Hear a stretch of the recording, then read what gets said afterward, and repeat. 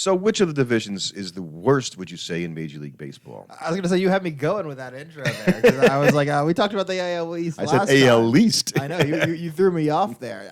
I don't know. I don't know if I would give it to the AL Central because I think the AL Central is probably the most mystery box division to me. I really don't know what I'm looking at when I'm looking at this division, whereas like I kind of feel like I know the general sense of badness coming out of their brethren over in the NL Central is a little bit more. Well, wait, no, the Cubs got Cody Bellinger now, so they're going to be fine. We talked about that in our last podcast. They should do something, and they're starting pitching. They stepped up.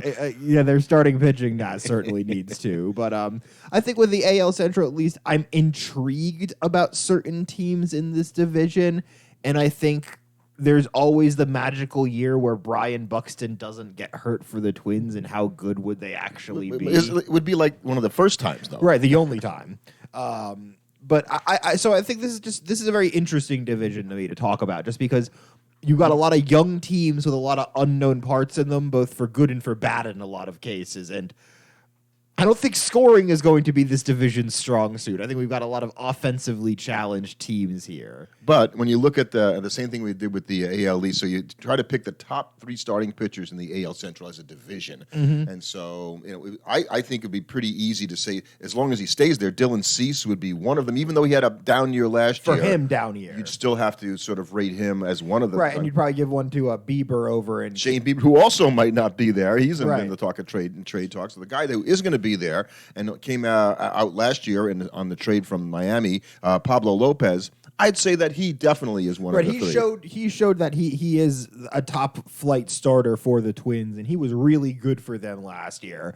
And I think we might as well start out with the champions and sort of discussing them. And Well, the Twins did win that last year, didn't they? Yeah. And they did win. They were definitively the best team in that division. And for something that, as much as we kind of were ragging on them, they won that. They won it handily, and it wasn't close from like July onward, basically. The word is default. Right. and that's kind of how we're going to treat them this year, in that until somebody beats them, they're still the team to beat. They're still the team to beat, I think, in this division, mostly because when you look at this lineup, like the better teams in the AL East, top to bottom, they're a pretty solid lineup. When you go from guy to guy, I agree. They have a lot of guys that can hit with some power, and even the guys that might not hit 20 home runs, like, a Ryan Jeffers at catcher or a Carlos Santana at first, they're still going to hit you 15 to 20. And so having a lineup full of guys that can, produce, some pop off the bat helps buoy the fact that you don't have one guy on your team that's going to hit 35, 40. And I don't even think there's a hitter, as much as I kind of think their lineup is fairly balanced. Can you pick out of all those guys you talked about? And actually, in the last podcast, I mentioned Royce Lewis as being the rookie that fell down. It was Kyle Lewis who played for Seattle. So Royce Lewis had a terrific first season. Oh, yeah. Didn't win the Rookie of the Year. But I don't see anybody in the lineup who's projected to hit 270, much less 300 and that's for a batting something average. that you would be concerned about, but that's sort of what baseball is right now. You can't be as concerned about seeing teams without guys hitting 270, because it's sort of like the evolution of the three-point shot in basketball. Is it better to have a guy hit 280 and instead of hitting 240, but to get to that 280, he's going to have to hit 30 singles? Wouldn't it be better for him to hit 240, not hit those 30 singles, but instead hit 15 more homers? Because those 15 more homers are worth way more than those 30 singles. And we know the Twins have power. Projection-wise, their starting 9 players none of them project at 30 homers for the season. And I think when you have a guy like Carlos Correa, very important in the lineup, and his ongoing health concerns, you never know what you're going to get with him, right? You're going to get that season where he does it all, and certainly health is going to be the name of the game for them, because even they have a guy like Chris Paddock coming back from injury, Anthony DeScalfani coming back from injury. Those were both guys that were limited last year for them, and they're not the most top-heavy pitching staff. But if everybody's healthy, they're solid enough, I think, between Chris Paddock, Pablo Lopez, and Joe Ryan. That's a pretty strong top 3 for most teams. Yeah, Joe Ryan had a terrific season, I think, in particular, not very well known. And even Bailey Ober had a nice year for them, as right. well. So and Johan Duran is a excellent closer, one of the better ones in baseball.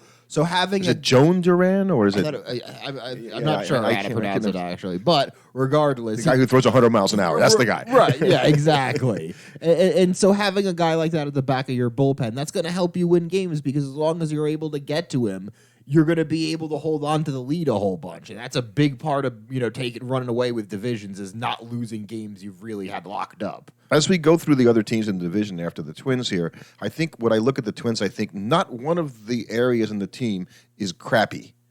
They're all okay, or maybe a little better than that. Right. Even their bench They don't have a crappy bullpen. They don't have a crummy bench. The bench with guys like Kyle Farmer and Michael Taylor and Christian Vasquez. That's those are solid representative bench, right? Right. Jose Miranda even is a solid player off the bench. So you're going to get production from your bench. None of those guys are, none of those guys are guys you'd be like, oh, I wish they were starting on my team. But I mean, how many of guys on teams' benches do you say that about? Not many. And we know, obviously, you mentioned Royce Lewis, but I can't think of another up-and-coming young. I just don't know the Twins well enough. Like, who's the guy that might come out of the woodwork for them this year? I don't know if they've got anybody like that coming up. So, but and that just tells you when we go through the other teams so think about the other teams going, okay, if the Twins are the defending champion, which they are, and they're maybe the favorite to win the division, the only reason is the other teams don't have anything that much better than the Twins. Exactly. And we'll go to the Tigers next, and there it is. Everybody wants to pick the Tigers, and I'm one of those people. Like, I just want to, they've been bad for a number of years now, 10 years, 11 years, and they've been bad. Now they have the chance. They finally, I have to say this in a nice way, Miguel Cabrera retired, which is a good thing for it's them. probably a good thing for their lineup, even though he's going to go to the Hall of Fame. We love Miggy. He wasn't helping as much as he could. He was definitely on a retirement tour last season. So with those guys, in their starting lineup, they have a lot of young and up-and-coming players that are in the lineup. Right, guys like now. Spencer Torkelson, guys like Riley Green, guys like Kerry Carpenter. They've got a lot of guys in this lineup that they're expecting to produce. And they're expecting Mark Canha to produce, too. Well, I think they're expecting Mark Canha to play solid defense, be a clubhouse presence, and hit like 250. Yeah, okay. I don't think they're expecting that doesn't seem like a lot. No, it doesn't. And I really how much are they Mark expecting from Javi Baez? Oh, boy, that's right. I forget sometimes, that. Right. This is a team about the young guys, and they're going to be powered by their young guys ultimately. But what's going to make them go or not is how good is this starting pitching, especially now that you're -1 Eduardo Rodriguez. I don't think the Tigers admit how much that's going to make it more difficult for them this year. Right, because like Tarek Skubal. This had a good year. This is a guy they like a lot. Right. Everybody's hoping that this is going to be the time he puts it all together. But you're asking a lot of this guy having to put it all together right here in this situation right now, when not a lot of people can boast needing to do that. And I don't know if he's the opening day pitcher or if they try and ride Jack Flaherty, who they just acquired, or even a Kenta Maeda. Yeah. I mean, I think there is something to not put the pressure on I think you're going to see how he is in spring training and how he's looking. If he's feeling really good and he's looked great in spring training, maybe you run him out there and you let him see if he can ride out and start believing himself as the ace. If he's not, maybe you protect him a little bit and you just don't stack that extra pressure on the kid. I think Flaherty is probably the key, because the Flaherty that we all hope or want to see that looked like he was going to be one of the best pitchers in baseball hasn't been around for a while, and the Tigers, in order for them to compete, right, and if he has a bounce back year and all of a sudden comes back, he could be a great way to replace Eduardo Rodriguez in part at least. Agreed, and Casey Mize is another one of their young pitchers they've had hope for a long time, just hasn't been able to put it all together. Matt Manning, back and forth, and he's there and he leaves, and I guess he just gives you innings more than anything else. Right, he's a guy that's going to start for you every 6 days or so. So between their lineup and the pitchers, I would say maybe the Twins lineup is a little bit more reliable than the Tiger lineup. I think at this point. The Twins lineup's a little bit more proven. And so then you go to the bullpen. You think, okay, does the Tiger bullpen measure up? And do they have anybody like Joan Duran? And the answer is Alex Lang is there. I mean, they had a lot of guys that had good seasons for them last year. Andrew Chafin had a good last year. Tyler Horton. You had guys like Will Vest and Jason Foley, who both had good seasons last year. But these are still guys that are ultimately unproven at certainly a top level. And can this bullpen be something they can rely on, especially with Starting pitching, you've got a lot of question marks about. What you hope for this bullpen is they're not asked to do too much too early when starting pitchers don't go deep into games, and they're just run to the ground by, July, and they get into the summer, and what was a team that had a fast start fades into the second half of the season. You see a lot with these young teams like that. And I do think so we both probably feel that they're going to need to score some runs, as we said when we started this divisional podcast. I think they're going to score some runs. That's going to be the strength of this team. And they have, I think, a pretty good bench overall. They brought over Gio Urshela, which is a nice guy if you're not counting on him playing 140 games. Right. Akil Baddoo was a guy that they liked for a while, but he was just never able to put it all together. Carson Kelly has caught well. Matt Vierling is at least a solid backup. You kind of know you're at least getting a guy that can handle the bat if you give it to him. So they've got major league ball players ready to come in and contribute. It's just going to be about whether or not, if Jack Flaherty returns to the form of Jack Flaherty of old and Tarek Skubal makes the jump up to be a all of a sudden top flight starter, this is a team that, who knows what they could be doing, but they're certainly they're the dark horse that could. But at a certain point, are they going to be the dark horse that will? They kind of got to turn the corner at some point for me. I think they might need a Carlos Correa injury in order to really have a chance to get it all the way down to the end of the year. I slotted the Guardians next. This is a team I have trouble understanding, I got to tell you. This is a team that kind of proves I think they're a good team to show how what you saw with the Royals back in 2014, 2015 with the small ball. And, the rest of the league was moving towards three true outcome, and they were playing it differently. The Guardians feel like a team that's sort of trying to do that and are proving that you just can't get away with that in the modern MLB 10 years later. So if you need three guys, we like to say, in your lineup that are really reliable, like the Dodgers have, when you have two, you're looking for that third guy. The Guardians have one. That you can really count on. Guardian fans might argue Josh Naylor is that second guy to Jose Ramirez. Well, they hope it is. They hope it is. I don't think he's played long enough to be able to earn that sort of thing. And nor has Andre Jimenez. No, and after his brilliant 2022, he took a step back in 2023. Not that he was bad, but he was not, a 6-7 WAR player. No, but I like this player. Oh yeah, as a Met fan, they definitely benefited in that respect. That was a win-win trade for both teams. Agree there, and and then the Naylor brothers, will be in the lineup. They'll supply some power. DHing for them and Bo at catcher, and both of those guys, and you've got a Guardians lineup that on paper doesn't seem like it's lacking in pop, but if you watched this team last season, that was their biggest issue. Is that you've got a guy Probably your biggest issue is that when you look at their outfield, you've got Steven Kwan and Miles Straw both playing out there. And those two guys give you such little offensive pop at the plate. They won't combine for 10 home runs probably. Right. And so you would either need your other outfielder to so overperform in that category, which Ramon Laureano is not doing that. I mean, he'll hit 15 or 20 homers, but he's not going to hit like the 45 or 50 that you would need to offset Kwan and Miles Straw. Now, it does give them good defense, and you've got solid starting pitching for this team, but their question mark for the entire year is, can they hit enough? Because that was the big issue last year. Yeah, you're right. And you always think about the Guardians. I think of them as this is a pitching team, right? And so they've been a pitching team for a long time, and they still are a pitching team because, as we said, Shane Bieber's still there. Right? Tanner Beebe had an amazing rookie year last year for them. Tristan McKenzie was injured, but the guy has shown himself to be a quality major league pitcher.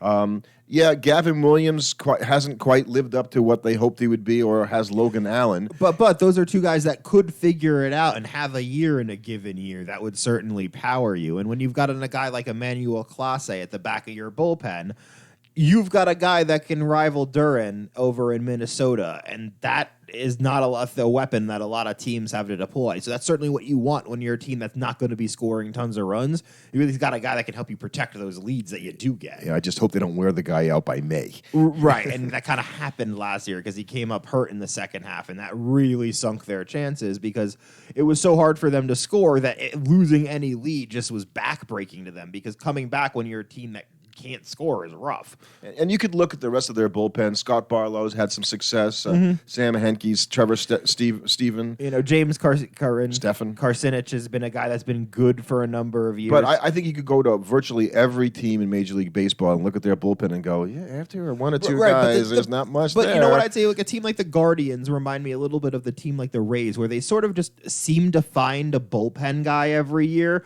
Like some guy comes out of nowhere and is really good out of the bullpen. So, you might look at a guy like Trevor Steven to see if he steps up this year and really takes over for like Barlow as like the big setup guy. And I looked at the Guardians. One of the things that we could have talked about with them, and their projections for stolen bases are very high man to man. And when we looked at the Twins at the first team, their guys don't steal any bases. And this is it'll probably be a more significant thing even this season. Right. If you need any memory of that, look back at the World Series and the Diamondbacks and how they got there. Stealing bases is very important in this new baseball. They were Major League players were about 80% successful in 2023, much higher than it's been in a long time. Bags changed things. And so most people are saying they should be running more, and I think you'll see that. And a team like the Guardians can supplement some of their offensive, problems by running right, because they're certainly not going to be bringing guys off the bench that are going to be making a big difference for the lineup. They don't really have a bench that you're looking at anybody there going, oh, wow, yeah, that's somebody that's knocking the door down, coming in to, bring some pop. You're not counting on much from Austin Hedges, are you trying to say? Or Gabriel Arias. I mean, pretty much nobody else on this bench is anybody that anyone knows. So, and again, we didn't go deep enough to start looking at Guardian prospects and see who might come up to the team from AAA or lower to help them out. So there could be guys that we're just not covering, but looking at what are the 40-man roster guys at least, that's what we're doing here, and that's what's there. So they will, I think, stay ahead of the Royals, who is another team that everybody wants to pick to do much better than I think they're going to do. Well, I think the Royals are interesting just from the perspective of, I think they spent money so that they could put a product on the field around guys like Bobby Witt Jr. that will be much more competitive this season. This is the team that their floor... Because they weren't last year. No, they were not competitive last year. And I think their floor this year, provided the rotation stays healthy, is a lot higher this year, where they might not be a playoff team, but they should be at least a team that's in the hunt for the last wild card spot into August, September. You have a lot of friends in Kansas City, right? Yes. I think they've brainwashed you. Yeah. No. Okay, wait a second here. I'm saying a team that's... These are not the Chiefs. I'm saying this is a team that's in the hunt until August. That's not exactly speaking of them highly when you think about it. I will agree that I think the Royals' future is brighter even this season than it's been in a while. Right. And I don't think they're a playoff team. I think they're a team that might hang around, but... annoy people for a couple of months, maybe 3 months. Maybe they get out to a hot start, especially while their older rotation is not tired from the grind of the season, because they do have some guys in this lineup that you have reason to be excited about. Certainly near at the top, where you've got Bobby Witt Jr., Salvador Perez, and MJ Melendez. Yeah, and I think that they've made some moves to sort of fortify that, bringing in Adam Frazier, which I like that player. Bringing in Hunter Renfroe. Yeah, and Hunter Renfroe will give them the power that they think they need very much, and signing Bobby Witt long term, plus having the new stadium be a big part of their future, I think has Royal fans hopefully feeling like, oh, we're so hungry for it. It hasn't been that long, by the way. You won the World Series in 2015, by the way. Right, less than a decade ago. Can remember that all too well. And so, pitching-wise, they don't have Zach Greinke last year. Again, despite the 2-15 I was record. going to say, much like Miguel Cabrera, ultimately it might be for the best that he's no longer on the Royals. And I love Zach Greinke. I think we both do, and we've talked about that in this podcast. Hall of Famer, but the thing is that he pitched better than his 2-15 record. I don't care how good you pitch. Right. It's hard to be that much better. It didn't happen. So yeah, the thing they did was throw a lot of money at what I would consider to be number 4 starters. Right. And as a Met fan, I'm not ready to see Seth Lugo the starter for a full season, like because he did that in San Diego, right? He was pretty he good pitched well for last them. year actually for them. But just him and Michael Wacha, I really And Waka also, who has rediscovered some of the magic that he had when he was a rookie. Both of those guys, that was key signings for them, and they paid them for the Top Royals, dollar, yeah. a lot of money. They were one of the higher spending teams this offseason. I think they probably like Cole Reagans as more than any of the guys. I think he's the guy that they want to put out there as the number one. Brady Singer also, I think, is a guy that they feel is going to be good. They brought over Jordan Lyles, so he's going to be a starting pitcher now. Right. And you've got a starting rotation where you've at least got 5 guys that are all Or major 6. league quality Daniel starters. Lynch, yeah. Right. That's the thing. You've got 6 major league quality starters for your starting rotation, which should certainly help you because you're not going to be super excited about turning stuff over to this bullpen.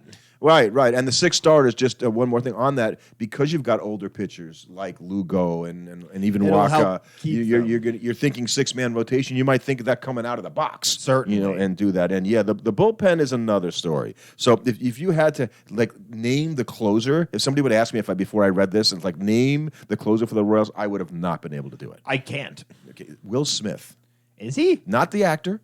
No, the old. He's a guard. Yeah, and I think he pitched for the Braves. Right, he's pitched for a few. And the is Astros. He, is he the closer? Yeah, that right now they list him as closer on the Right. depth They chart. don't have a back of the bullpen guy or really a front of the bullpen guy because they've got a lot of guys that are coming out and none of them are really taking control. They've got a lot of question marks. Now, sometimes you can have a year where a couple of these guys emerge as top tier guys and you have a bullpen bounce back and you get back to that Kelvin Herrera type bullpen. I was just thinking, say Wade Davis, Kelmy Herrera, and Greg. Who's the? I thought it was Joe Nathan. No. That was a Twins. He was a Twins guy. There's another reliever that the guy who's and I'm forgetting him right now. So there were 3 guys on that 15 team that just the game was kind of over if they had a lead and in they the don't 7th have inning. that right now. But you've got a lot of young guys in this bullpen that if a couple of them put it together, you could start approaching stuff like that. John Schreiber had a pretty good year for them last year. If he's able to put things together, maybe he's able to do something that they're not expecting. So and again, the depth chart is kind of weird when I look at this because I noticed that Vinny Pasquantino, Jet fan that he is, and we love him for that, is listed on the bench except that he's projected to have 500 to pass this year. So I'm not sure what that means. I think he's going to play, and I think some of the other guys won't. If he's on your bench, that's pretty strong, but I think he's a starting player. Garrett Hampson's going to try to figure it out in Kansas City. I don't know that it's going to go I think any the better. problem for him is he's playing behind Bobby Wood Jr. Right. Well, I mean, he's playing any place, so he'll play more than shortstop, obviously.